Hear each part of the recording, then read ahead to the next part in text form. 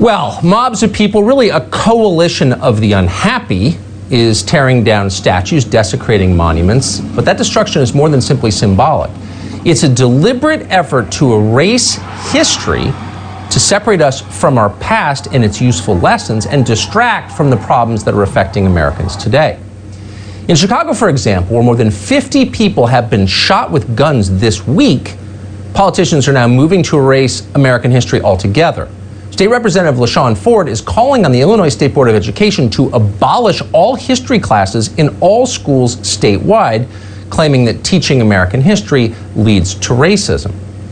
Jason Hill is the author of the book We Have Overcome. He's a professor at Depaul University in Chicago, and we're happy to have him on tonight. Professor, thanks so much for coming on. So, eliminating all history. Explain, if you will, what you think the idea is behind this. Well, thank you for having me again, Tucker. I think what we're seeing in the educational system is systemic nihilism. So let's go back a step further. A couple weeks ago, Rutgers University declared that grammar was racist. Now, grammar is a science that deals with the proper method of oral and written communication. When you attack grammar, you attack language, which is the method of cognition. So you attack man's mind. You attack his ability to reason. Yes. So you attack man's mind, which means you leave us on the level of grunting farm animals.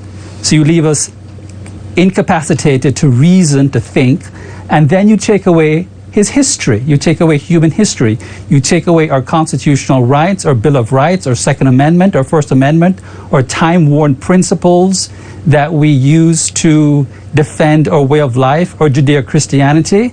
You're looking at systemic nihilism. You're looking at the Antichrist, as far as I'm concerned. You're looking at a bunch of nihilists and anarchists that want to destroy a system and replace it with nothing. Nothing at all. They want to destroy the good for the sake of it being the good.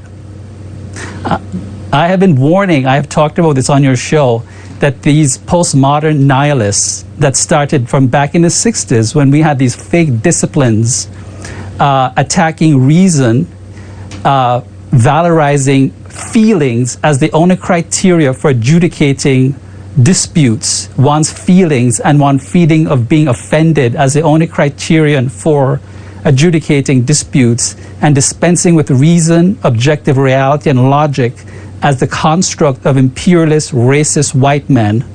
That's what we're seeing today. And so you dispense with history altogether.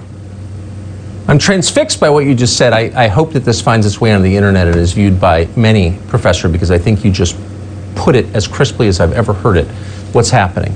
And it's as scary as you say it is. Thanks so much for joining us tonight. I hope you keep teaching for a long time. Thank you.